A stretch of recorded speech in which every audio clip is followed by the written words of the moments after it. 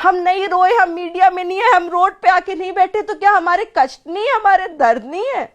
कौन मारेगा? 8 साल से मेरे पिता जेल में, हम 2 बच्चियां हैं, हम मारने जाएंगे किसी को? किससे? 4 लोगों का परिवार है हमारा, मेरे पिता, मेरी माँ, मैं, मेरी छोटी बहन। सोचिए किसी बेटी के दिल पे क्या बीती होगी कि जिस दिन उस विदा होके दूसरे घर जा रही है, उसको पता है कि उसके पिता भी अपने घर से वापस जा रहे हैं, अभी आज के बाद वो आपको नहीं मिलेंगे। पीड़ा सही है हमने सर, अब बस करें। मैं देश के राजनेताओं से कि अगर जरा भी इंसानियत बची है तो बस कर दो। अब हम थक चुके हैं सर, हम थक चुके हैं, अब बस कर दें।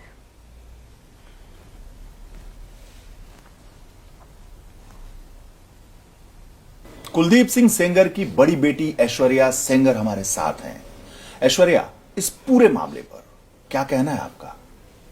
मैं बहुत आज दुखी मन से आपके सामने बैठी हूँ।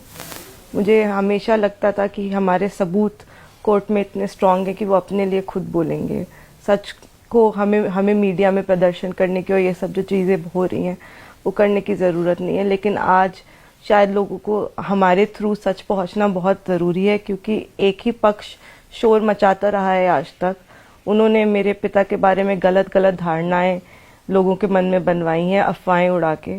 और पिछले 8 साल से मैं, मेरी बहन, मेरी माँ, मेरा पूरा परिवार उनके द्वारा प्रताड़ित किया जा रहा है। इन्होंने जब हमारे ऊपर 8 साल पहले मेरे पिता के ऊपर एक भी मुकदमा नहीं था। ऐसा नहीं है कि इनके परिवार की हिस्ट्री उठा के देख ली जाए और मेरे परिवार की हिस्ट्री उठा के देख ली जाए, मेरे परिवार पे कोई भी, मेरे पिता पे एक भी मुकदमा नहीं था। 2018 में इन्होंने साजिश के तहत कुछ पॉलिटिकल लोगों से भी ये मिले, जो लोकल वहाँ के पॉलिटिकल लोग हैं, उनके साथ मिलके इन्होंने ये साजिश बनाई और जिसमें मेरे पिता को इन्होंने फंसाया।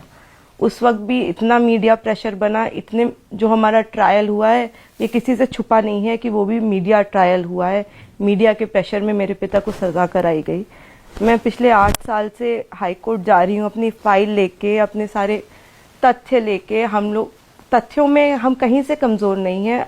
हम, आपको पता होगा कि ये इन्होंने हर बार हर एजेंसी के सामने अपने अलग अलग बयान दिए हैं। इन्होंने समय 3 बार बदला। इन्होंने सारी चीज़ें हर पल पे जब ये इंटरव्यू देती हैं, अभी देखिए कल ही सुप्रीम कोर्ट में इनकी तरफ से बहस हो रही थी कि ये 15 साल 10 महीने की थी जब ये घटना हुई। कल मैं एक इंटरव्यू इनका देख रही थी, उसमें कह रही है मैं 17 साल की थी। अब एम्स की एक पुष्टि करती हुई रिपोर्ट है कि ये उस वक्त 18 साल से ऊपर की थी। लेकिन क्योंकि महज इनके बयान है, पॉक्सो जैसा कानून है, मेरे पिता को सजा करा दी गई। अभी भी जब हाई कोर्ट से फैसला आया तो वो पूरा लीगल पॉइंट पे है, हमारे सारे सबमिशन हाई कोर्ट के सामने किए गए। लेकिन इन्होंने उसको देखते हुए फिर एक माहौल बनाना स्टार्ट किया वहाँ से, और उसके चलते हम देख ही रहे थे। मैं कल सुप्रीम कोर्ट गई थी, मैं अपने पिता के केस में मैंने वकालत की पढ़ाई में पहले सिविल सर्विसेज की तैयारी कर रही थी, मैं बता दूं, और इस केस के बाद ही मैंने लॉ किया है। और अब मैं अपने पिता का केस देखती भी हूँ। और मैं कल सुप्रीम कोर्ट पहुंची और आप मानेंगे नहीं, 20 पत्रकार मेरे गाड़ी से उतरते ही मेरे इर्द गिर्द आ गए। सब मेरी शक्ल पहचानते हैं, सब मुझे पहचानते हैं। मतलब मेरा, इनके पास तो प्रोटेक्शन है, सरकार की दी हुई सुविधाएं हैं। ये बेटी हो गई, ये इन्होंने खुद को देश की बेटी घोषित कर दिया। लेकिन आप उन्नाव के लोगों से जाके पूछिए ना, मैं बेटी नहीं हूँ। मेरा चलना, घर से निकलना इन्होंने मुश्किल कर दिया है। सारे तथ्य, सब कुछ हमारे पक्ष में होते हुए भी आज हमारी ये स्थिति कर दी है कि अगर कोई हमारे पक्ष में बोले तो ये उसको बुरा भला कहती हैं, ये कुछ भी बोल सकती हैं। ये जजों को कह देती, अगर आपके पक्ष में फैसला आए तो जज सही है, आपके पक्ष में फैसला नहीं आए तो जज गलत हो गए। जुडिशरी पे इस तरह का अनड्यू प्रेशर बनाती हैं, जाने किस तरह। आपको शायद पता है कि नहीं पता, इनकी पॉलिटिकल अफिलिएशन से एक नेशनल पार्टी से, और वो आज से नहीं, बहुत पुराने इनके चाचा जो थे वो प्रधानी का चुनाव लड़ना चाहते थे। 2000 में मेरे चाचा के ऊपर ही गोली चलाकर, जान का हमला करके वहां से फरार हुए थे। 16 साल बाद लौट के आए थे। तो ऐसा नहीं इनकी दुश्मनी और हमारी दुश्मनी कोई आज की है, ये बरसों पुरानी चली आ रही है और जिसका इन्होंने फायदा उठा के, कुछ लोकल पॉलिटिशियंस ने फायदा उठा के मेरे पिता पे मुकदमा बनाया है। तो आप मानती हैं कि आपके पिता बेगुनाह हैं? मैं और जितने भी लोग उन्नाव के भी हैं, जो वहाँ के लोकल लोग हैं, आप उनसे जाके बात करिए और पूछिए। हर आदमी वहाँ का बच्चा बच्चा सच जानता है कि मेरे पिता बेगुनाह हैं। और ये मैं सिर्फ मैं नहीं कह रही, ये सबूत भी आपको बताएंगे कि मेरे पिता बेगुनाह हैं। इन्होंने पहले तो मैं एक चीज आपके माध्यम से क्लियर कर देना चाहती हूँ, क्योंकि मैं हर जगह न्यूज़पेपर्स में देख रही हूँ उन्नाव गैंग रेप केस। मेरे पे इस मुकदमे में जो उन्नाव गैंग रेप केस है, हाँ, ये पीड़िता ने दो बार दो अलग अलग जगहों पे कंप्लेन की है, वो मेरे पिता का मुकदमा नहीं है। इन्होंने 21 जून को पुलिस में कंप्लेन लिखाई कि एक शशि सिंह है, उनकी बेटी ने मुझे फोन करके बुलाया और जिसके बाद 3 लोगों ने, जिसमें शशि सिंह के बेटे भी शामिल थे, मेरा रेप किया। ये घटना के बाद इनका जुडिशियल मजिस्ट्रेट के सामने भी बयान होता है 22 जून को। इस वक्त तक ये 4 जून 2017 की जो घटना बता रही हैं, इसका कोई भी जिक्र नहीं करती कहीं भी।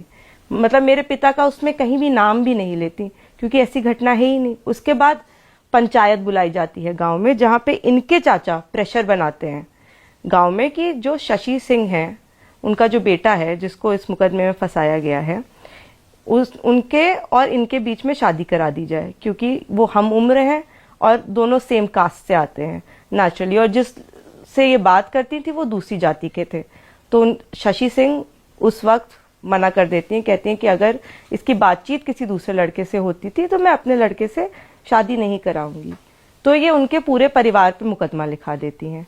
अब इसमें मेरे पिता का सिर्फ इतना कसूर है कि वो जब पंचायत गांव में रखी जाती है, वो उसका हिस्सा थे, क्योंकि वो भी गांव के इज्जतदार बड़े लोगों में आते थे, बुजुर्गों में। उन्होंने बस इतना आवाज उठाई थी कि महिलाओं को रेप जैसे मुकदमे में ना फंसाया जाए। तो उन्होंने शशि सिंह और उनकी बेटी जो थी, उनका नाम एफआईआर में अर्ज किया कि आप पुलिस वालों से और सबसे हमारे बारे में, किसी ने पूछा कभी कि हमारे साथ क्या हुआ है?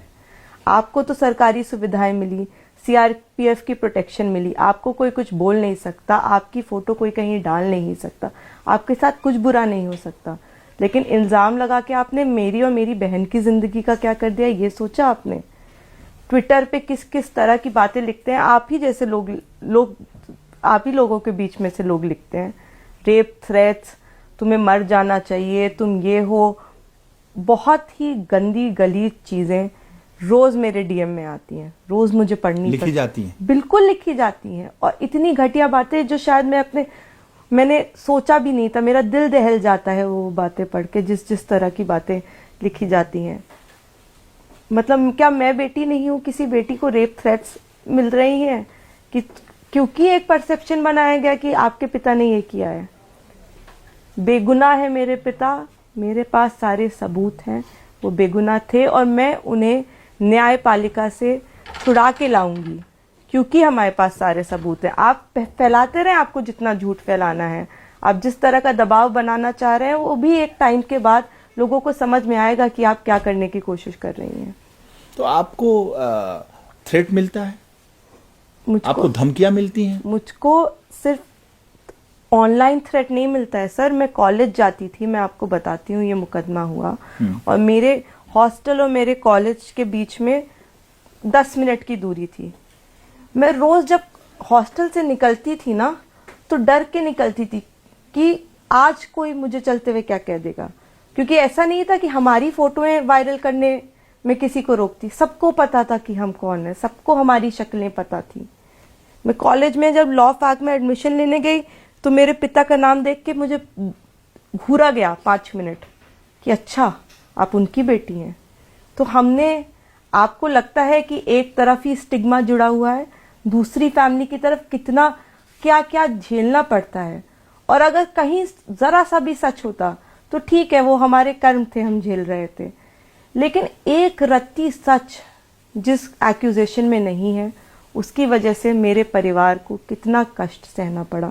मैंने अपने चाचा खो दिए, अकेले पैरोकार थे, 3 भाई हैं, 2 पे मुकदमे लगा दिए। एक मेरे चाचा थे, 2 पैरोकारी कर रहे थे। दिल्ली में जाने किन हालतों में उनके साथ क्या कर दिया, आज तक उस बात पे मुकदमा नहीं लिखा गया। कोई कहने वाला नहीं है कि आपके चाचा के साथ क्या हुआ। उन्नाव के लोगों को सब पता है सर, उन्नाव के लोगों को पता है। आपने अगर वो पिक्चर्स देखी होंगी, पूरा उन्नाव आया था, लेकिन किस तरह, किस हालातों में दिल्ली में उनके साथ क्या किया गया जो उनके साथ की मौत। अकेले पैरोकार, आपकी तरफ कोई नहीं बचा, तो हमारे भी तो बाप के ऊपर, हमारे चाचा के ऊपर, सबके ऊपर आपने मुकदमे लगाए। हमारी तरफ आपने किसको रहने दिया? अपने घर की, अपने खानदान की सबसे बड़ी बच्ची मैं हूं। 8 साल पहले ये मुकदमा हुआ था, क्या उम्र थी मेरी, तब से मैं ये झेलती चली आ रही हूं। जब कॉलेजेस में गई, पढ़ने गई, तो भी मैं आपको बता तो रही हूँ, 10 मिनट की दूरी, वो 10 मिनट की दूरी मेरे लिए 10 घंटे जैसी हो गई थी। मैं निकलती थी और मुझे डर लगता था, और मेरे पिता भी उस वक्त इसलिए डरे हुए थे क्योंकि जो इनके चाचा हैं वो एक हिस्ट्री शीटर हैं, और उनका जो गैंग है वो दिल्ली नांगलोई कोई जिला है यहाँ पे शायद, और वहाँ की कोई चर्चित गैंग के हिस्सा है वो। मतलब आप पता करेंगे तो आपको भी सारी चीजें पता चल जाएंगी। वो प्रॉपर हिस्ट्री शीटर हैं। मेरे पास डेथ थ्रेट्स के फोन आते थे। मतलब मेरे पिता इतना डर, अंदर होते हुए भी उनको हमारी सेफ्टी की इतनी चिंता थी, इतना डर था, इतना भय था। मैं दिल्ली में अकेले रहती थी, मेरा पूरा परिवार कहता था पढ़ाई छोड़ के वापस आ जाओ, क्योंकि हम इस स्थिति में तुम्हें दूर नहीं रख पाएंगे। तो हमारी पढ़ाई, हमारा करियर, हर चीज पे इस चीज ने इस तरह इफेक्ट किया है। मतलब मेरे पास शब्द नहीं है बयां करने के लिए कि पिछले 8 साल में हमने क्या झेला है। लेकिन हमने कोई धरना प्रदर्शन नहीं किया, हम कहीं नहीं जाके बैठे, हमने किसी से कांटेक्ट करने की, कुछ करने की हमने कोशिश नहीं की। हमें न्यायिक प्रक्रिया पे विश्वास है। हमने कहा हम सच हैं, आज नहीं तो कल हम जीतेंगे। लेकिन अब जिस तरह के माहौल बनाए जा रहे हैं, आप धरने पे बैठ के आप जुडिशरी को कुछ भी बोल दे रहे हो, आप लोगों को प्रेशर में लाना चाह रहे हो, आप संस्थाओं को प्रेशर में लाना चाह रहे हो कि अगर मेरे मन का करोगे तभी तुम सही हो, मेरे मन का नहीं करोगे तो तुम गलत हो। आप सिविल सर्विसेज की तैयारी करना चाहती थी, कलेक्टर बनना चाहती थी? मैं सिविल सर्विस, मेरे पिता का सपना था कि उनकी एक बेटी डॉक्टर बने, एक बेटी आईएएस बने, और आईएएस बनने का जिम्मा मैंने उठाया था। मेरी छोटी बहन डॉक्टर हैं, और मुझे इस बात का दुख है कि शायद अब वो सपना मैं नहीं पूरा कर पाऊंगी, क्योंकि मुझे पता है कि आज भी वो मुकदमा खत्म नहीं हुआ है। मैंने लॉ की पढ़ाई करना भी इस मुकदमे की वजह से ही शुरू किया। मतलब मेरा लॉ के प्रति कोई ऐसा खास इंटरेस्ट नहीं था, लेकिन जब हम पहले वकीलों के पास जाते थे तो वो जो हमें कह रहे हैं, जो समझा रहे हैं, हमको तो समझ ही नहीं आता था। हमें तो ये भी नहीं पता था कि ट्रायल कोर्ट के वकील अलग होते हैं, हाई कोर्ट के वकील अलग होते हैं। हम कुछ जब दिल्ली आए ना सर, ऐसे माहौल में दिल्ली आए थे कि हमें कुछ नहीं पता था। मैं हाथ जोड़ के उस वक्त विनती की, आपको शायद आपको याद है नहीं है, 2019 में जब मेरे पिता को दिल्ली ट्रांसफर किया गया, किस तरह की बातें बोली जा रही थी, रास्ते में मार दो, एक निर्दोष आदमी को बिना जाने इस तरह का प्रेशर बनाया जा रहा था। पूरी रात, पूरे दिन हम लोग जगते रहते थे, हाथ जोड़ के मनाते रहते थे कि पापा को कुछ हो ना, क्योंकि जो है आज वो ठीक, हमें पता है तो हम उनके लिए लड़ रहे हैं, लेकिन आप लोग जैसी बातें कर रहे हो, आप उनको मारने की बातें करते थे। उसमें तो हम क्या करते सर? उसके बाद हम सबूतों का क्या करते? मेरे चाचा को तो आपने मार ही डाला ना, क्या करें हम उसका? सारे सबूत मतलब आपने अभी मुझसे बातचीत में कहा कि जब मैं छोटी थी तो मेरे फादर कहते थे कि बेटी तुम्हें कलेक्टर बनना है, तुम्हें डीएम बनना है, समाज सेवा करना है, यही कहते थे। वो सपने टूट गए इस पूरे झंझावात में, ऐसा ही हुआ? सिर्फ मेरे ही नहीं, मेरे पूरे परिवार के, मेरे घर के एक एक बच्चे के, किस तरह से जो बच्चा स्कूल में था उसकी स्कूल में बुलिंग हुई, हम बाहर थे, मतलब लोग क्या क्या लिखते थे, दोस्त छूट गए, सब छूट गए। बहुत, हम आपको बता नहीं सकते हैं कि हमारे साथ हमें क्या क्या बोला गया है, और इस तरह का माहौल बनाया गया कि अगर कोई सच बताना भी चाहे, कोई हमारे पक्ष में बोलना भी चाहे, तो आदमी उसको गाली देता है। मतलब हम इतने खराब लोग हो गए हैं कि अब हमारे पक्ष में भी नहीं बोल सकते लोग। और क्यों? क्योंकि एक लड़की ने महज इल्जाम लगा दिया मेरे पिता के ऊपर। हर चीज आप प्रेशर बना के करा लेंगी, आप हर चीज में झूठ बोलेंगी। आप नहीं बताएंगे किसी को कि आपके पिता के ऊपर 28 मुकदमे थे, आप नहीं बताएंगे किसी को कि आपके चाचा के ऊपर 17 मुकदमे हैं, कि उन्होंने मेरे चाचा के ऊपर गोली चलाई थी, मेरे एक चाचा को आप ही लोगों ने मरवाया है। ये सब आप नहीं बोलेंगी। आप बोलेंगी कि नहीं वो पावरफुल है। अरे पिछले 8 साल में आप बताइए ना, जितने भी चुनाव हुए किसमें आपने वीडियो नहीं बनाया, किसमें आपने नहीं बोला कि इसको टिकट दो, इसको नहीं टिकट दो। 2022 में आपकी माँ उन्नाव सदर से चुनाव लड़ी। उन्नाव के लोगों को सब पता है सर, लेकिन हम उन्नाव में तो नहीं रहते ना, हम तो पढ़ने निकले थे, हम तो दिल्ली रहते थे। तो दिल्ली के लोगों को तो नहीं पता था दिल्ली में आपने कैसा माहौल बनाया था। हम हॉस्टल में रहते थे, हम अगल बगल वाले लोगों से अपने डरते थे। रोज पेपरों में खबरें निकलती थी, मैं और मेरी बहन बनाते थे, हे भगवान आज हम फ्रंट पेज की न्यूज ना हो, तीसरे पेज पे कर देना, क्योंकि रोज देख देख के नहीं अच्छा लगता, रोज नहीं अच्छा लगता। हम वही बेटियां जो मनाते थे, काश पापा को एक बार न्यूज़पेपर में पापा की फोटो देख लेते थे तो सबको जाके दिखाते थे। और आपने हमारे साथ ऐसा कर दिया कि हमारा आज भी दिल दहल जाता है हम ट्विटर खोलते हैं तो, लेकिन मजबूरी है। हमारे पास नहीं आ रहा है कोई पूछने सर कि क्या हुआ, हमारी मजबूरी है ट्विटर पे लिखना। वो तो बैठी है तो 50 न्यूज चैनल लाइन अप हो जाएंगे, हमारे पास नहीं आ रहे हैं 50 न्यूज चैनल। हमारी मजबूरी है कि हम एक्स पे जाके ही लिखेंगे, क्योंकि अगर हम नहीं लिखेंगे तो हमारी बात कौन सुनेगा। एक निर्दोष आदमी को आप पूरे जीवन के लिए आप जेल में डाल देंगे। 8 साल एक गलत एक्यूजेशन में आपने बंद करके रखा है, और आज भी आपको चैन नहीं आ रहा है। आज भी आप किस तरह की बातें कर रही है, मेरे निजी जीवन के बारे में बातें कर रही हैं कि इसकी शादी यहाँ हुई है, इसकी ये यहाँ हुई है, निजी जीवन के बारे में। बिल्कुल, आप वीडियोस उठा के देख लीजिए, वो हर इंटरव्यू में मेरे निजी जीवन की बातें कर रही हैं कि इसकी शादी इस फला तारीख को हुई, यहाँ हुई, ये। अरे मैंने आपके निजी जीवन के बारे में आज तक कोई बातें की? मुझे 1000 चीजें पता है, मैंने आज तक टिप्पणियां नहीं की। आप क्यों मेरे निजी जीवन? क्योंकि आप विक्टिम है और मैं नहीं हूं। आप क्या कर रही हैं? मेरी हर जगह फोटो वायरल कर करके, मेरी पर्सनल फोटोज आप वायरल करती हैं। मुझको नहीं पता है क्या? लेकिन मैं, क्योंकि मेरी पक्ष कोई सुनेगा ही नहीं। हम बच्चियां नहीं हैं, बेटी तो एक ही तरफ है।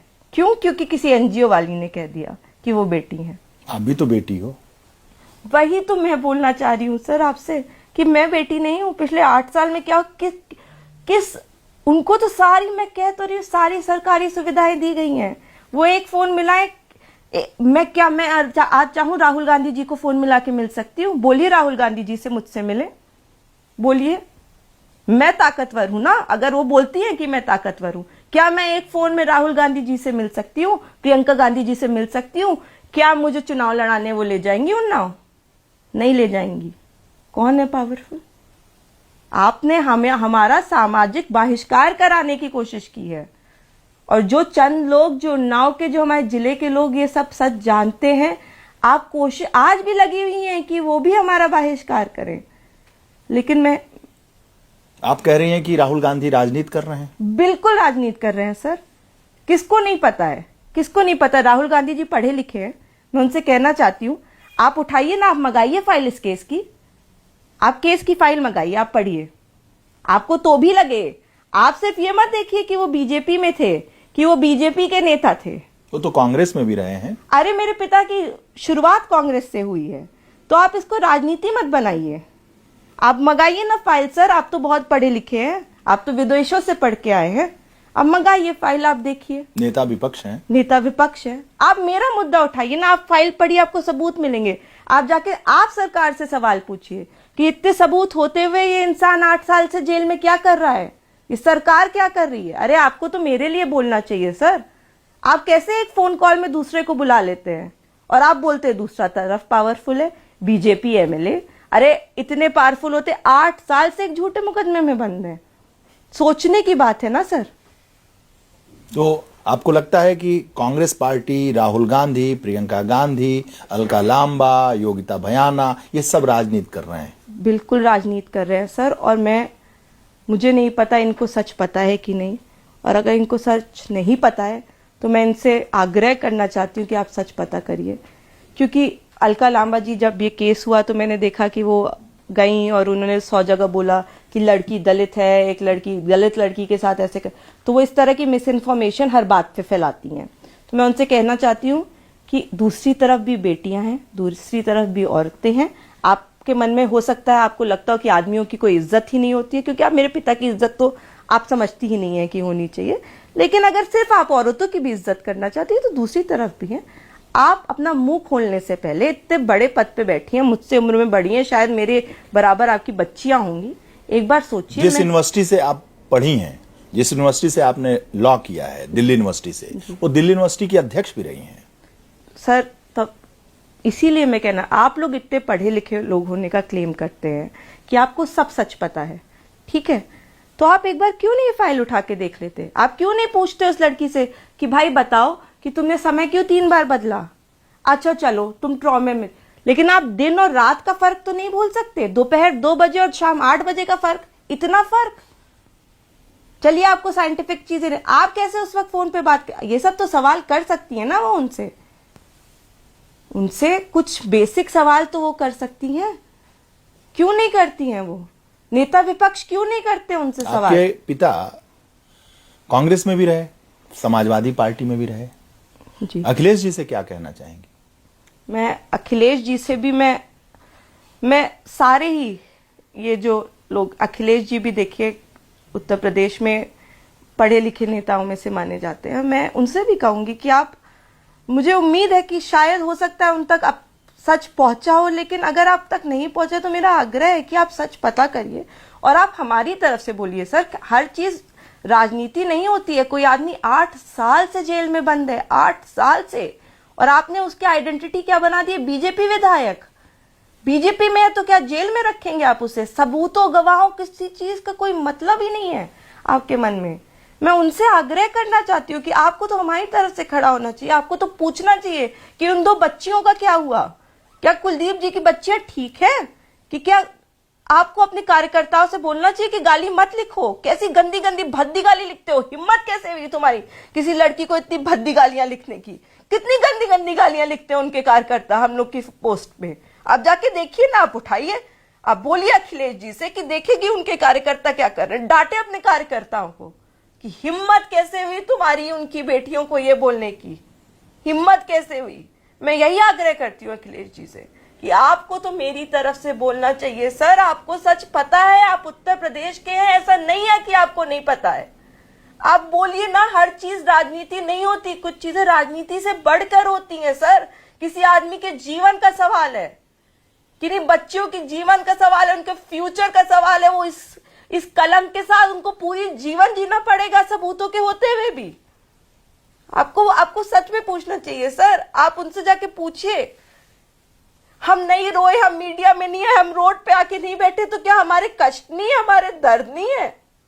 आपका जब जो मन चाहता है आप अफवाह उड़ा देती है, इनको मारा, उनका, किसको मारा सर?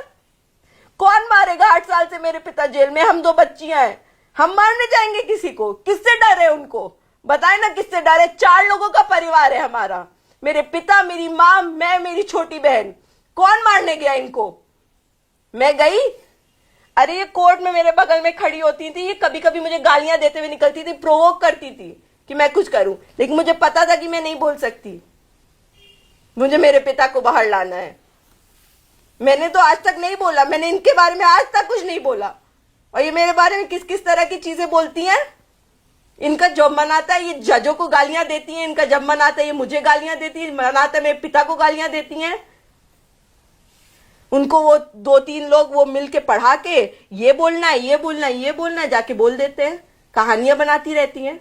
अरे आप पूछिए ना, वो जो कहानियां मीडिया में सुना रही है, क्या वो उन्होंने कोर्ट में बोली थी? रोज नई कहानी के साथ आके खड़ी हो जाती हैं वो तो। बृजभूषण शरण सिंह ने आपके पिता के बारे में कहा कि कोर्ट ने जो किया है ठीक किया है, या हाई कोर्ट के फैसले पर जो उन्होंने बात कही, अब वो भी कटघरे में खड़े किए जा रहे हैं कि वो मेरी हत्या करा सकते हैं, वो मेरे पीछे पड़े हैं, ऐसा भी है? मैं वही कहना चाह रही हूँ कि इनके साथ दिक्कत ही यही है कि ये चाहती हैं कि हमारा किसी तरह से सामाजिक बहिष्कार हो।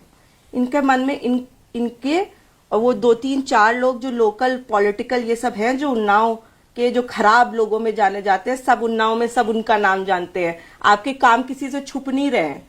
तो वो जो 4-5 लोगों का गैंग है, इनका मकसद ही यही है कि ना किसी के सामने कभी सच आए, ना मैं मुंह खोलूं और इतनी गंदी गंदी बातें बोलूं दूसरों के बारे में कि सामने वाला कुछ बोल ही ना पाए।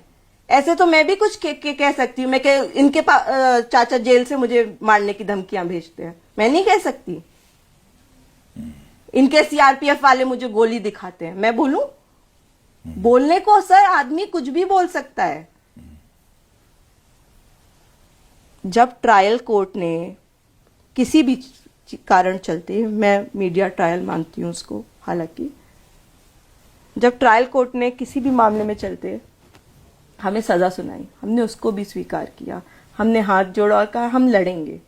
और मैं आज भी कहती हूं कि हमारी लड़ाई कोई सड़कों पे नहीं है। ऐसा नहीं है हम सड़कों पे नहीं बैठ सकते। मेरे उन्नाव के लोग इतना प्यार करते हैं, मैं एक बार बोलूंगी और सब बैठेंगे। मैंने हाथ जोड़ जोड़ के लोगों को मना किया है, नहीं सर हमारी लड़ाई सड़कों पे नहीं है, हम न्यायालय में लड़ेंगे, हम सही रास्ता अपनाएंगे, हम जुडिशरी पे कभी कोई टिप्पणी नहीं करेंगे। हम जब ट्रायल कोर्ट से हार के आए थे तो भी हमने सम्मान किया था, हाई कोर्ट में बेल मिली तो भी सम्मान किया था, सुप्रीम कोर्ट ने स्टे लगाए तो भी सम्मान किया था। इनकी तरह नहीं है हमारा कि अगर जीते तो जज सही है, हारे तो जज गलत है, सीबीआई गलत है, कभी कभी कोई गलत है। इनको छोड़ के पूरी दुनिया गलत है। जो इनके पक्ष की, ठीक है, उसमें गड़बड़ तो नहीं हो रहा? नहीं, ऑडियो परफेक्ट है। और जब आंखों में भी तो जाओ सर, स्टीम क्लोज नहीं जा सकता है। हाँ चलो, रेडी? हाँ, रोल है सर। अच्छा, आपको लगता है कि ठाकुर होना इस सरकार में एक गुनाह है? ठाकुरों की वजह से सजा मिल रही है? सर मैं देखिए बहुत राजनीति नहीं समझती, ठीक है, लेकिन मैं एक चीज जानती हूँ कि जब मेरे पिता पे ये मुकदमा लिखाया गया तो न्यूज में किस तरह की खबरें चल रही थी। क्योंकि जो हमारे माननीय मुख्यमंत्री जी हैं वो भी उसी समाज से आते हैं, तो उन पे भी कई इल्जाम लगाए गए। मेरा मानना यह है कि इन सब चीजों में मैं आग्रह करना चाहती हूँ कि राजनीति नहीं होनी चाहिए। और शायद क्योंकि हम उस वक्त उत्तर प्रदेश में ऐसी भाजपा की सरकार थी, मेरे पिता भाजपा के विधायक थे, तो क्या उसका खामियाजा हमें भुगतना पड़ा? बिल्कुल, हमें उसका दंड मिला है। रूलिंग पार्टी के विधायक होने की सजा हमको मिली है। ये मैं इसमें कोई हेजिटेशन, शायद हम किसी कुछ और होते, अगर हम सच में बता रही हूँ, अगर हम विधायक नहीं होते तो हमारे सबूत जरूर देखे जाते। हमारे साथ इतना बुरा नहीं होता जितना बुरा किया गया। ये जो पूरी चीज पे राजनीति हो रही है ना, मैं हाथ जोड़ के मतलब आप करें ना राजनीति, बहुत मुद्दे हैं राजनीति। आपको लगता है कि पिताजी ठाकुर थे, क्षत्रिय थे, राजपूत कुल में पैदा हुए, सरकार में जो मुखिया हैं योगी जी उसी कुल खानदान से हैं, तो ये भी एक टारगेट करने का आसान तरीका हो गया कि ठाकुरों की सरकार है तो ठाकुर विधायक है तो ऐसा वैसा? ऐसा है क्या? कुछ आपने फील किया, महसूस किया?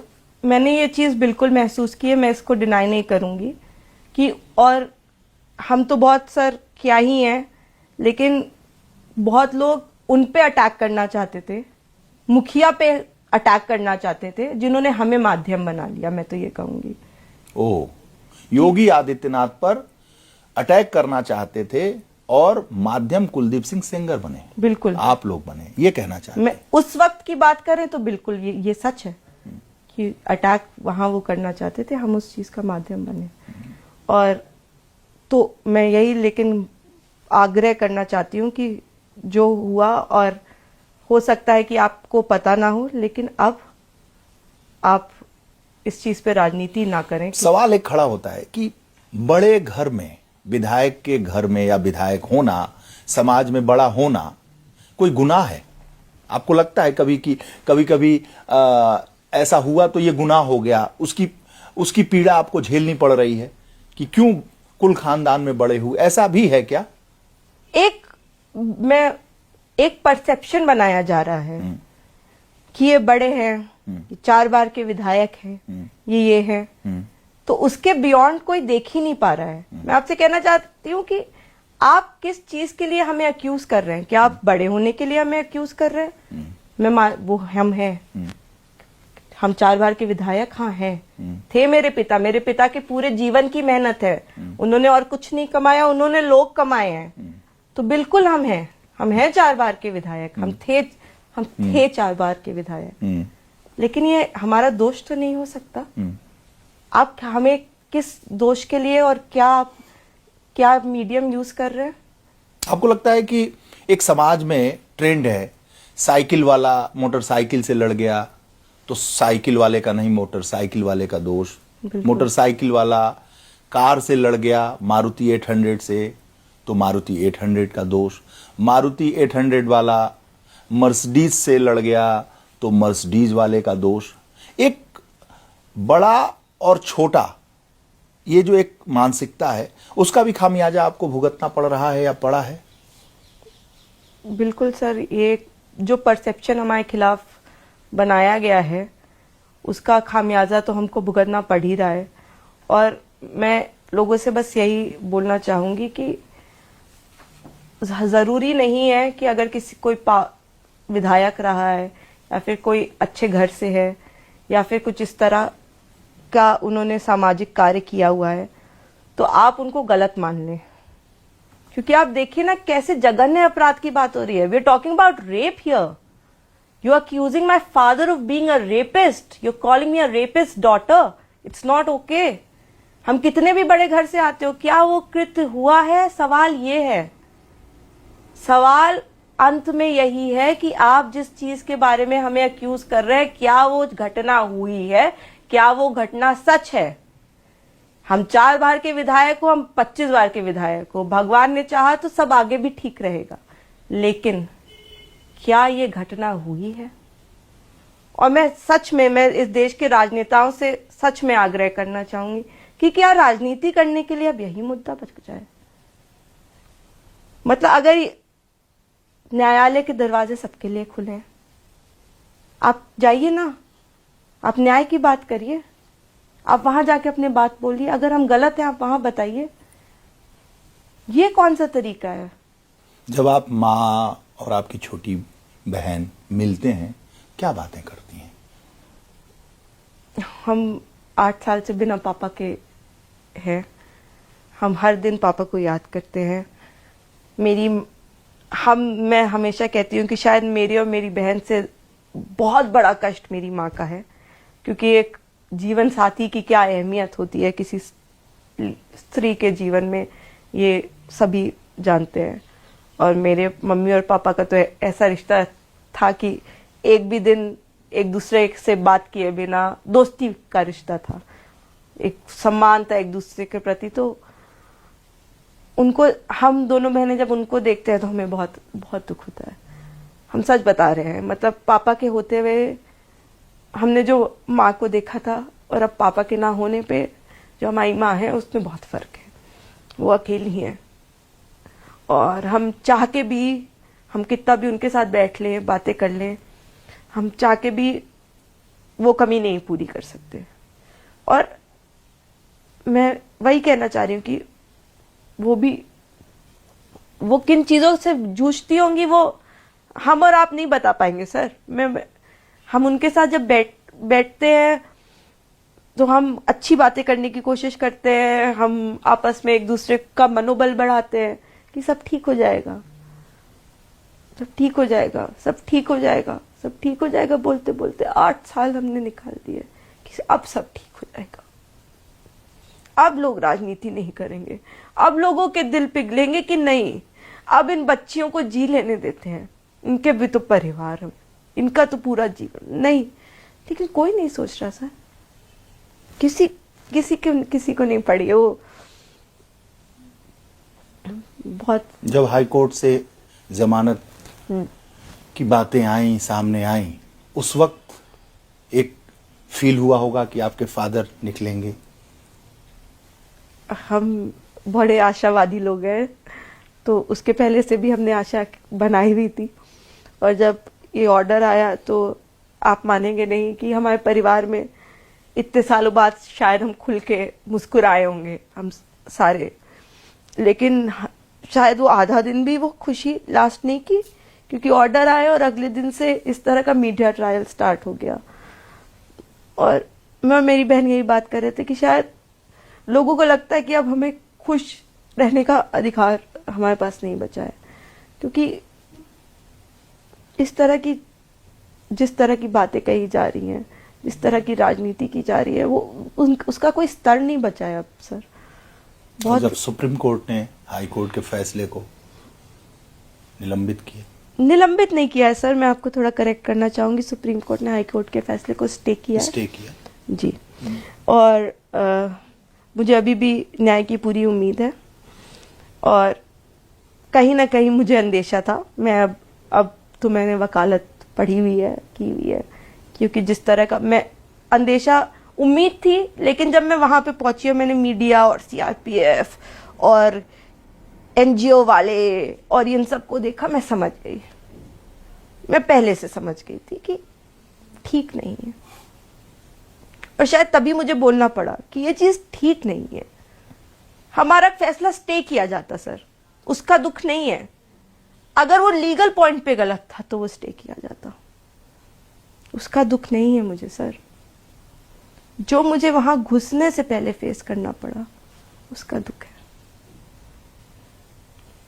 आपने कई बार कहा कि मीडिया ट्रायल 8 साल पहले भी मीडिया ट्रायल, इस हाई कोर्ट के फैसले के बाद भी मीडिया ट्रायल।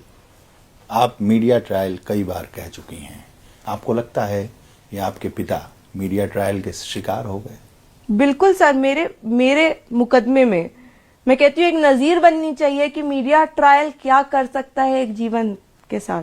व्यक्ति का जीवन किस तरह मीडिया ट्रायल बर्बाद कर सकता है। मेरे पिता को बाहुबली और जाने 28 मुकदमे 30 अरे मेरे पिता के ऊपर एक मुकदमा नहीं था 2018 के पहले सर, एक मुकदमा नहीं था। साफ छवि के नेता थे, और आज जो उनके पक्ष में भी बोलना चाहते हैं, बेचारों को बोलना पड़ता है कि नहीं मुझे छवि नहीं पता, लेकिन ये काम नहीं हुआ। आपने क्या स्थिति कर दी मुझे इस देश में। बहुत शर्म की बात है कि मैं इसमें अपनी भी गलती मानती हूँ। शायद मुझे समझना चाहिए था कि मीडिया की कितनी अहम भूमिका है, कि शायद मुकदमे अब सिर्फ कोर्ट में नहीं लड़े जाते, बाहर भी लड़े जाते हैं।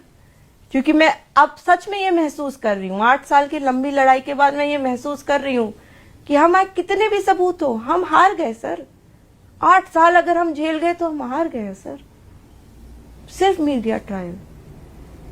और जब मैं सारे जर्नलिस्ट जितने भी लोग देख रहे हैं, अगर आपको मेरी बात थोड़ी भी समझ में आ रही है कि आप जब भी रिपोर्ट, आप पे लोग बहुत फेथ करते हैं, आप क्या बातें लोगों तक पहुंचा रहे हैं वो उन्हीं को सच मानते हैं। हम क्या बोलेंगे, हमारे पास कागज क्या रखे, उनको कोई फर्क नहीं पड़ता। तो आप जब बोले तो बहुत रिस्पॉन्सिबिलिटी से बोले। मैं बस इतना ही आग्रह करना चाहती हूँ। आपको लगा कि मीडिया ने आप लोगों के साथ नाइंसाफी की है? अन्याय किया है सर। मेरी और मेरी बहन, मेरी माँ के साथ मीडिया ने हर पल अन्याय किया है, हर पड़ाव पे अन्याय किया है। मेरे परिवार को परिवार की तरह नहीं, इंसानों की तरह नहीं समझा। मेरी माँ सिटिंग जिला पंचायत अध्यक्ष थी, सिटिंग। किस तरह का मीडिया ट्रायल हुआ मुझे बताने की जरूरत नहीं, उत्तर प्रदेश के हर इंसान को पता है। मेरी माँ, अरे शर्म नहीं आई लोगों को कि एक माँ, 2 बच्चियां, हम तो भी लगे पड़े हैं, हम तो भी राजनीति कर रहे हैं, और हम आज भी बैठ के राजनीति कर रहे हैं। हम नहीं देख रहे उन बच्चियों के साथ क्या हो रहा है। अरे तुम अच्छे घर भले घर की बच्चियां कहते हो, तो अच्छे घर और भले घर की बच्चियों के साथ क्या कर रहे हो। बहुत ही शर्म की बात है सर। और मैं जिन मीडिया वालों ने जानते हुए भी ये किया है, मुझे लगता है उनको भी शर्म आनी चाहिए कहीं ना कहीं थोड़ी। कोई उम्मीद दिखती है? मैंने सर आपसे पहले भी कहा, बहुत आशावादी लोग हैं, और भगवान पे विश्वास तो अटूट है, और अपने सबूतों पे विश्वास अटूट है। और जब तक मैं जिंदा हूं मेरे सबूत जिंदा हैं, और मैं बिल्कुल जीत के आऊंगी। मेरे पिता ने ये काम नहीं किया है। मेरे पिता पूरी तरह से इस मामले में निर्दोष हैं, और वो निर्दोष साबित होंगे, और मैं उनको घर लेके आऊंगी। और मैं और मेरी दोनों बहनें उनसे फिर से गले लगेंगे, उनके साथ बैठ सकेंगे, उनके साथ खाना खा सकेंगे। जैसे सारे बेटी और बाप एक साथ बैठते हैं वैसे ही हम भी बैठेंगे। आप समझ नहीं सकते कि मैं कितनी क्लोज थी अपने पापा से। वो हर 8 बजता नहीं था, वो मैं दुनिया में कहीं भी हूँ, वो दुनिया में कहीं भी, हमें बात करनी थी। 8 साल से मैं उस पल का इंतजार कर रही हूँ कि वो 8 बजे और वो रोज मुझे फोन मिला सके। रेगुलर टच में जब तक वो बाहर थे, वो एक दिन, मैं जब से बड़ी हुई हूँ, मैंने होश संभाला है, मेरे पिता दुनिया के किसी भी कोने में हो, वो रोज मुझसे बात करते थे। मैं अपने फादर से बहुत ही क्लोज रही हूँ। लोग कहते हैं मैं दिखती भी उनकी तरह हूँ, शायद इसीलिए मुझे थोड़ी एक्स्ट्रा गालियां भी देते हैं, लेकिन मैं इंतजार कर रही हूँ और मुझे भगवान पे पूरा भरोसा है, मुझे पूरी आशा है कि बहुत मिस करती हैं। करती हूँ सर, हर पल मिस करती हूँ।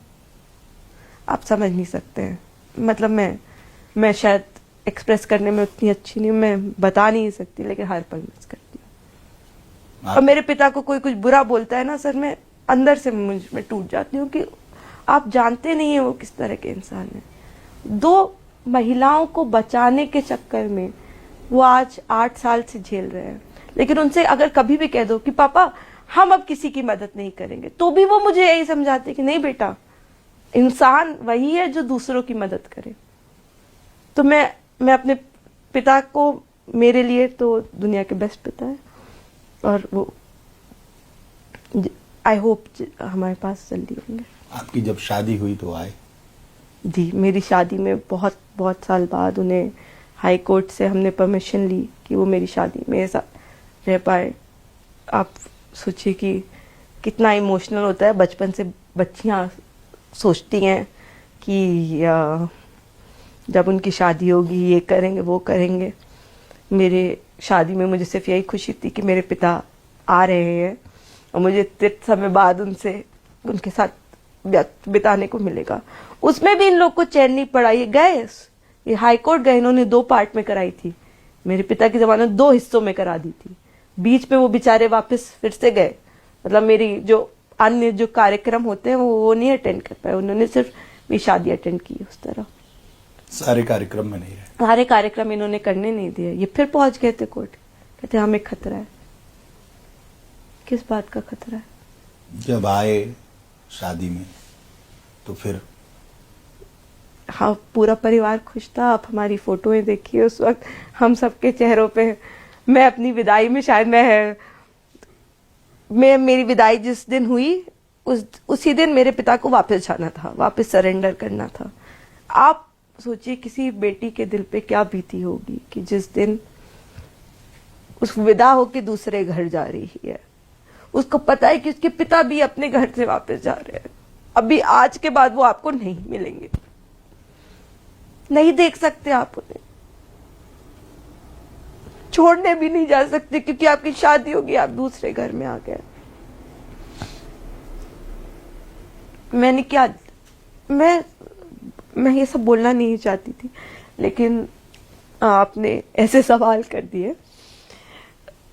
बहुत पीड़ा सही है हमने सर, अब बस करें।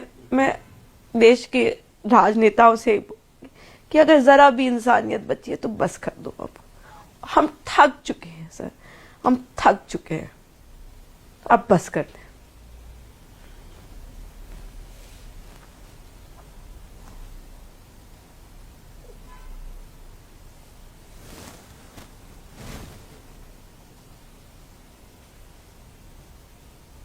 अंत में कुछ कहने के लिए बचता नहीं है।